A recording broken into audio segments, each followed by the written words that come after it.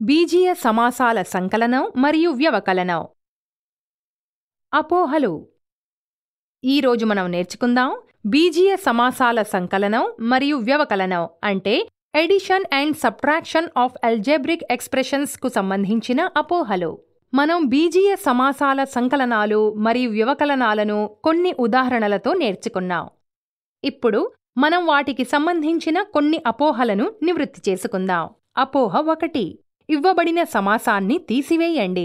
21d ఘాతం 2 plus 15e మరియు 3d ఘాతం 2 plus 4e plus 5p = 21d ఘాతం 2 plus 15e minus bracket 3d ఘాతం 2 ప్లస్ 4e ప్లస్ 5p.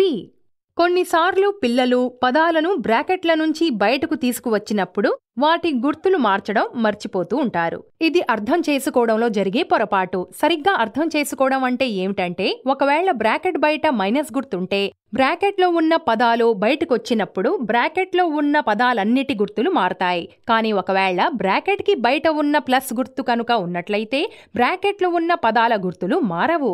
ఇప్పుడు మనం బ్రాకెట్ల సహాయంతో పదాలను తిరిగి రాద్దాం, అంటే రీఅరేంజ్ చేద్దాం.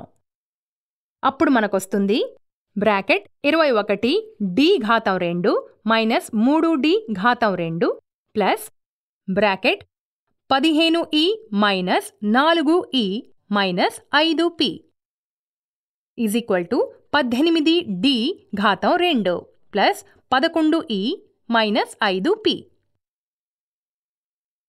అపోహ 2. ఇవ్వబడిన సమాసం తీసివేయండి. 30pq plus 14q plus 12p మరియు 21pq minus 10p minus 18q.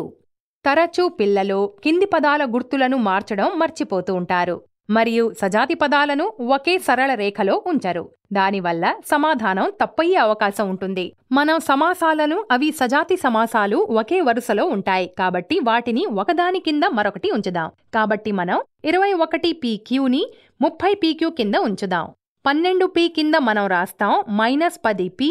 అలాగే మనం 14qని మైనస్ 18q కింద ఉంచుదాం. ఇక్కడ మనం గుర్తుంచుకోవాల్సిన విషయం సమాసాల గుర్తులు మారుతాయని. కాబట్టి 21pq అవుతుంది మైనస్ 21pq, మైనస్ 10p అవుతుంది ప్లస్ 10p మరియు మైనస్ 18q అవుతుంది ప్లస్ 18q.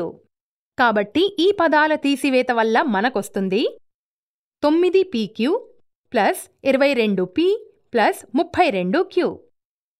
ఈరోజు మనం నేర్చుకున్నాం బీజీయ సమాసాల సంకలనం మరియు వ్యవకలనాలకు సంబంధించిన అపోహలు.